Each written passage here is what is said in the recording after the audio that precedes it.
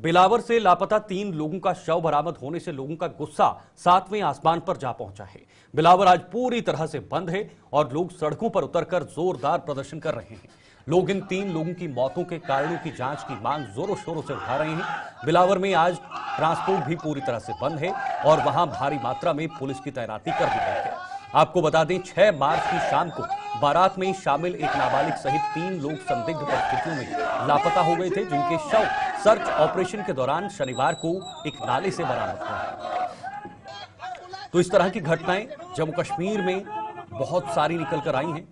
हम पहले भी कई बार जिक्र करते आए, कई लोग अपनी जानें गंवा चुके हैं, कई लोग अभी भी इस सिलसिले में सिलसिलेवार कहीं ना कहीं उनके जाने जा रही हैं और ये आतंकवाद अपने इन कृत्यों से बाज नहीं आ रहे हैं। लगातार इस तरह के हमलों को अंजाम दिया जा रहा है। हालांकि अभी भी इस पर जांच पड़ताल चल रही है कि आखिर किस वजह से ये मौतें हुई हैं, क्योंकि 3 शव कठुआ के बिलावर में बरामद किए गए हैं। ये तीनों शव एक नाले से बरामद किए गए हैं।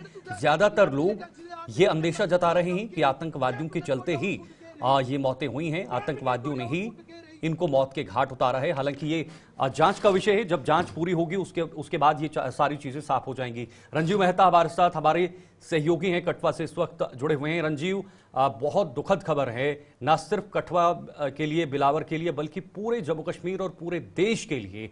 3 नौजवानों ने जो वहां पर जाने गंवाई हैं, वाकई में दुखद है। किस तरह से आज वहां पर उनको श्रद्धांजलि दी जा रही है वहां के लोगों की तरफ से, और यह भी सुनने में आ रहा है कि गुस्सा भी लोगों में देखा जा रहा है। बिल्कुल शीतल, मैं बताऊं कि यहाँ पर बिलावर की बात करूं तो जो कल देर शाम को जैसे ही जो लापता हुए 3 लोगों के शव मिले वहां के जंगल से, और उनको पुलिस ने सर्च ऑपरेशन के दौरान बरामद किया, तो उसके बाद से ही बिलावर के पूरे सब डिवीजन की बात करूं, कठुआ जिले की बात करूं, तो लोग गुस्से में है। और गुस्से का उबाल इतना ज्यादा था कि लोग कल शाम से ही लगातार बिलावर में प्रोटेस्ट करते नजर आए। दुकानें बंद हो गई और लगातार लोग प्रोटेस्ट कर रहे हैं और जांच कर रहे हैं कि बिलावर का इलाका जो पिछले 1 साल से लगातार सुर्खियों में है आतंकवाद की वजह से, तो वो सारी चीजें लोगों में एक गुस्सा था जिसको लेकर वो रात भर वहां प्रदर्शन करते रहे और ऐलान किया कि पूरा सब डिवीजन बिलावर जो है आज इस घटना के विरोध में पूरी तरह से पूरा सब डिवीजन बंद है। पूरे इलाके की कोई आमदोरफ्त, कोई गाड़ी वहां से नहीं जा रही। लेकिन अभी जो खबर आई वहां से कि leader of opposition Sunil Sharma, Rajeev Sisodia विधायक और स्थानीय विधायक जो आशीष शर्मा, वो वहां पे पहुंच चुके हैं लोगों के बीच में और प्रोटेस्ट करने वाले लोगों से बातचीत कर रहे हैं और उनको साथ में जो जिनके परिजनों ने इस दुखद हादसे में अपनी जानें खोई हैं उनके साथ भी बात कर रहे हैं। ठीक है रंजीव, जरा मैं समझना चाहूंगा और मुझे लगता है कि दर्शक भी इस बात को समझना चाहेंगे कि आखिर ये मामला शुरू कहां से हुआ था, कैसे ये 3 लोग जो हैं वो मिसिंग थे। उसके बाद पूरी जानकारी बताइएगा जो 2-3 दिन की प्रक्रिया चली है। देखिए शीतल, बात 5 मार्च की है जब मलुड गांव से एक बारात मल्हार के सुरंग गांव के लिए गई, जिसमें 35 लोग शामिल थे और रास्ता पैदल था, सारा रास्ता पैदल था। 4 से 5 घंटे का रास्ता जो पैदल रास्ता था उसको तय करके उन्होंने अपने डेस्टिनेशन पर पहुंचना था, जिसके चलते लोग इस पहाड़ी रास्ते, संकरे रास्ते से पैदल चल रहे थे और रात अंधेरा भी हो गया था।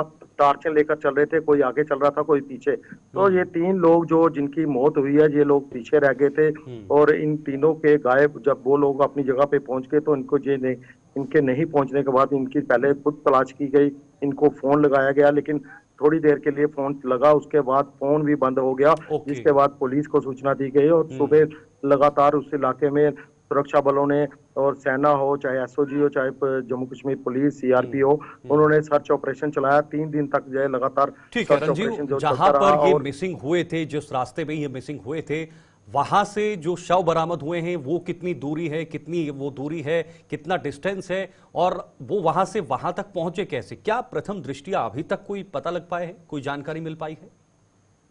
देखिए, प्राइमा फेसी के दौरान अभी तक ये इस बात का खुलासा नहीं हुआ है कि क्योंकि वो कैसे वहां पे पहुंचे, लेकिन वो 5 से 7 किलोमीटर की दूरी पर और अपोजिट डायरेक्शन जहाँ ओके। से जिस डायरेक्शन में उन्होंने जाना था उसके अपोजिट डायरेक्शन में घने जंगलों में एक ओके। वाटरफॉल के बीच में इशू नाला जिसको बोलते हैं, हम्म। वहां पर उनके शव शत विषक्त तरीके से पड़े हुए थे, कपड़े हम्म। फटे हुए थे। हम्म। और लोगों ने आरोप लगाए हैं कि ये एक आतंकी घटना हो सकती है, हम्म। क्योंकि 16 फरवरी को भी 2 लोगों की डेड बॉडी इस इलाके में मिली थी, हम्म। और उसके उनकी भी गला घोंटकर हत्या कर दी गई थी, कोक के इलाके में, बिलावर की बात करूं हम्म। तो वहां के बाद से ही लोगों ने तब भी अंदेशा जताया था कि यह आतंकी घटना है, हम्म। आतंकियों ने इन्हें मारा है। और इनको भी जो किडनैप करके मारा है, ये भी आरोप लगाए जा रहे हैं। हम्म। केंद्र में मंत्री डॉक्टर जितेंद्र सिंह ने भी कहा, अपने ट्वीट में कहा हम्म। कि ये साफ तौर पर, सीधे तौर पर एक आतंकी घटना है, हम्म। और इसकी जांच जो है आतंकी तरीके से की जाए। लेकिन और इस इलाके की रंजीव, बात करूं तो आधिकारिक यहाँ पर, बयान क्या अभी तक निकल कर आए हैं कठुआ एडमिनिस्ट्रेशन की तरफ से या कठुआ पुलिस की तरफ से? कोई बयानबाजी हुई है अभी तक?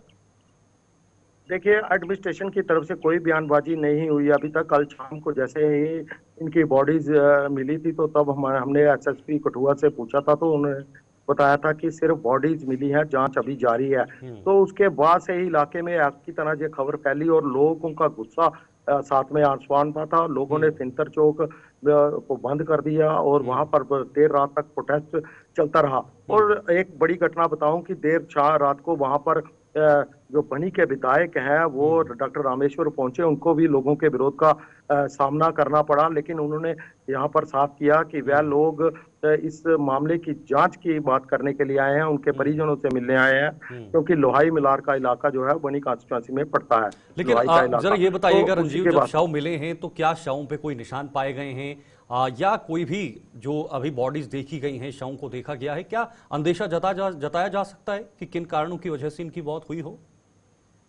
अब प्रथम दृष्टया में जो हमें पता चला है सूत्रों के हवाले से, लेकिन आधिकारिक बयान नहीं है, कि हम्म। उनके जो शव मिले हैं हम्म। वह ऐसे हालात में मिले हैं कि उनके बॉडी पे ना तो कोई गोली का निशान था, ओके। ना किसी अन्य चीज का, लेकिन उनके जो कपड़े थे वो हम्म। कुछ या ऐसे बिखरी हुई हालत में थे। जो कपड़े थे, ऊपर के कपड़े एक व्यक्ति के फटे हुए थे, और जो हम्म। उनकी पैंटें पहनी हुई थी, उन्होंने पतलून पहनी हुई थी, जहाँ शर्टें पहनी वो उल्टी पहनी हुई थी, किसी का शूज किसी के पाँव में था। तो हम्म। ये सारा लगता है कि जिन्होंने भी उनको किडनैप किया है, उन्होंने ब्रूटली उनको काफी टॉर्चर किया होगा। ओके। उनको कपड़े भी के उतारे होंगे, बाद में कपड़े उतार के उनको एक गहरी खाई में फेंक दिया, नाले में फेंक दिया। तो हम्म। ये लोगों का आरोप है कि बिलावर सुरक्षित है इन दिनों।